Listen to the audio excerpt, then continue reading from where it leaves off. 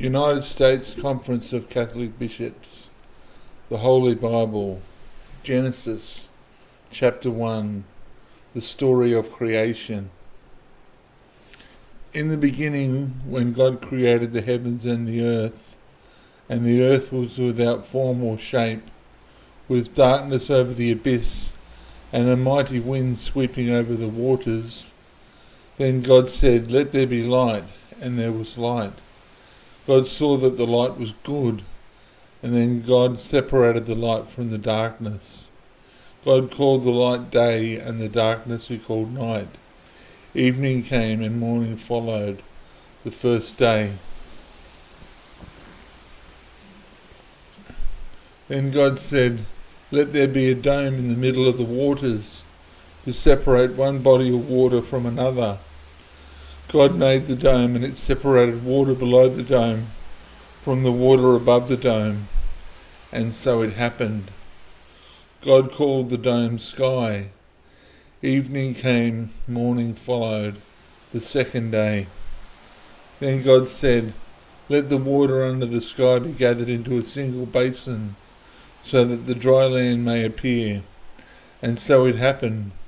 The water under the sky was gathered into its basin, and the dry land appeared. God called the dry land earth, and the basin of water he called sea. And God saw that it was good. Then God said, "Let the earth bring forth vegetation of every kind, of plant that bears seed, and every kind of fruit that on earth that bears fruit will be seeded in it." And so it happened.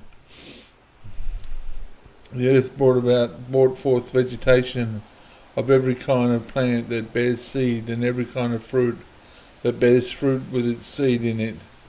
God saw that it was good. Evening came and morning followed, the third day. Then God said, "Let there be lights in the dome of the sky to separate the day from night. Let them mark the seasons, the days and the years, and serve as lights in the dome of the sky to illuminate the earth." And so it happened. God made two great lights, the greater one to govern the day, and the lesser one to govern the night and the stars. God set them in the dome of the sky to illuminate the earth, to govern the day and the night, to separate light from darkness. God saw that it was good. Evening came and morning followed, the fourth day.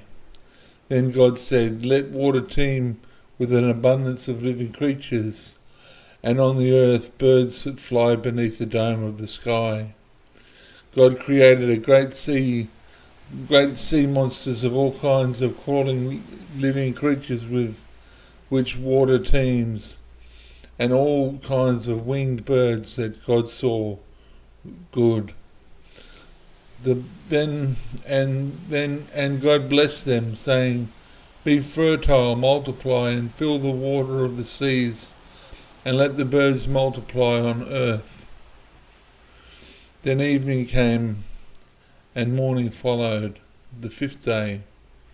Then God said, "Let the earth bring forth every kind of living creature, tame animals, crawling things, and every kind of wild animal." And so it happened. God made every kind of wild animal, every kind of tame animal, and every kind of thing that crawls on the ground. God saw that it was good. Then God said, "Let us make human beings in our image, after our likeness. Let them have dominion over the fish of the sea, the birds of the air, the tame animals, all the wild animals, and all the creatures that crawl on the earth." God created mankind in his image. In the image of God he created them. Male and female he created them. God blessed them, and God said to them, "Be fertile, multiply, and fill the earth and subdue it. Have dominion over the fish of the sea, the birds of the air, and all the living things that crawl on the earth." God also said, See, I give you every seed-bearing plant on the earth, and every tree and every seed-bearing fruit on it to be your food, and all the wild animals and the birds of the air, and all the living creatures that crawl on the earth. I give all green plants for food, and so it happened. God looked at everything that he made, and found it was very good.